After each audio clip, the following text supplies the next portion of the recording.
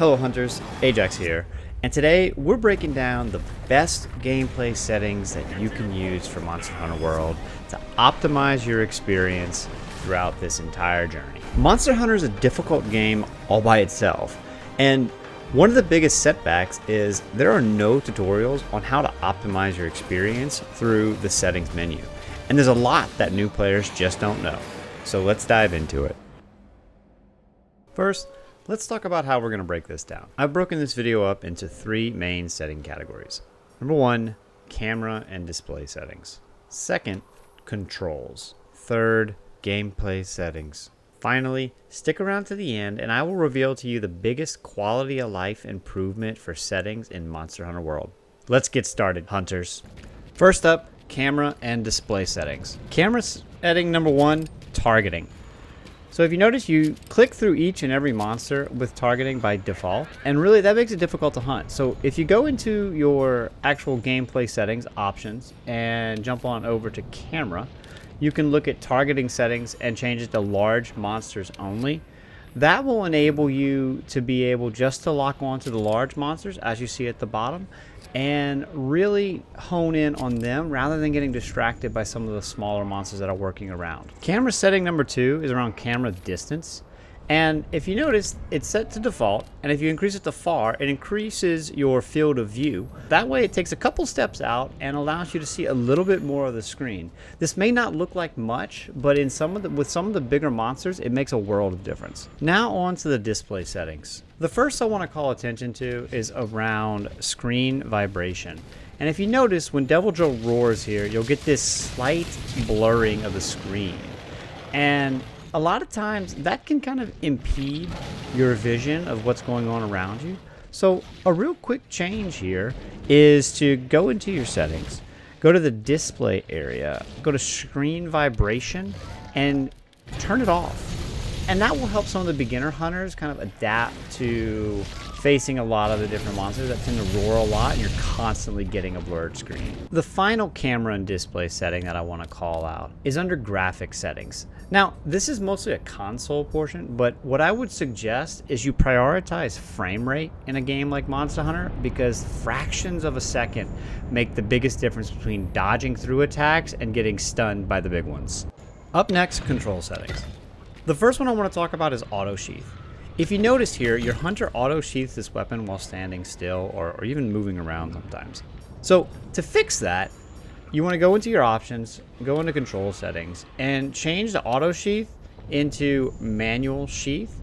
Now that will give you a little bit more flexibility on when you actually sheath your weapon, allowing for you to take your time and have that weapon out while you're trying to set up an attack.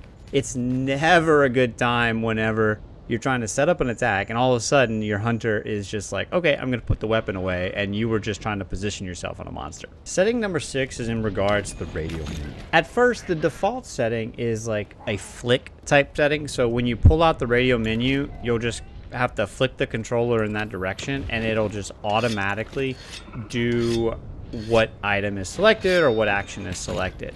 And for some of the newer players that may not be as accurate, or even me, I don't like this setting.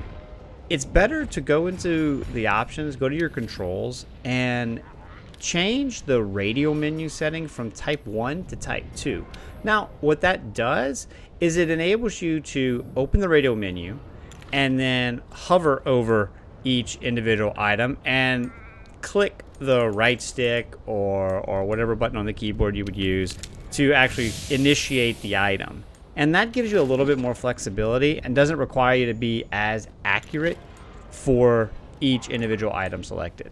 Hey hunters, if you're finding this video valuable, please take a moment and drop a like or a subscribe to the channel below. It really helps us grow and helps keeping me bringing you great Monster Hunter content. Thanks. Now let's get back to it. Finally, the in-game settings. First up, let's talk about scout flies. If you notice, right when you select something, the camera rotates you straight to where the scout flies are pointed.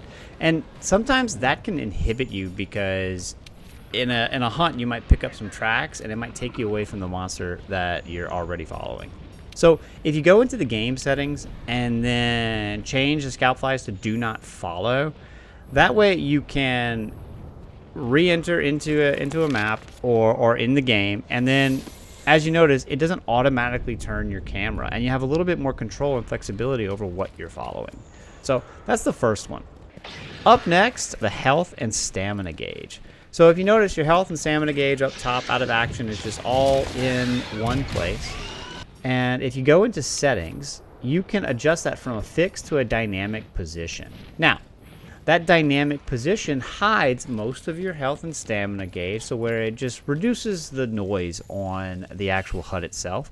And when you get into action, that HUD actually comes back out, so you have all that data available to you while you're actually fighting the monster itself. The final gameplay setting I want to address is your player silhouette. If you notice, while you're moving around the monster can kind of step in front of your field of view, and it blocks your hunter, and you're unable to kind of see yourself. To help counteract this, and I think this is really helpful for beginner players and players looking to optimize for like speedrunning and stuff, it's helpful to change your player silhouette to distinct. And what you'll see is that your player, you're able to see the shape of the player through the actual monster itself. And so for some of those tough fights, when you're getting around to a different area, it really, really helps to have that silhouette available, so you can help with your positioning as well as knowing where you are to either dodge or just attack the monster as you see fit. And finally, as promised, one bonus that I feel Monster Hunter World does really well is being able to adjust your HUD display. These settings are located within your options and your game settings, and down to HUD display.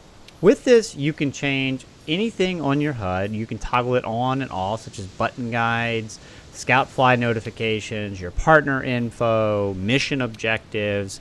All of those can be removed, making your HUD a lot cleaner and easier to see that field of view for the monsters, especially in the end game, when you have to really take in a lot of information and pay attention to the monster itself. This helps minimize that HUD and focus on the monster and the objective at hand. Hey hunters, if this video gave you value in optimizing your Monster Hunter gameplay experience, maybe check out this video, which will give you a few more areas to improve your hunts and make Monster Hunter as a whole more enjoyable.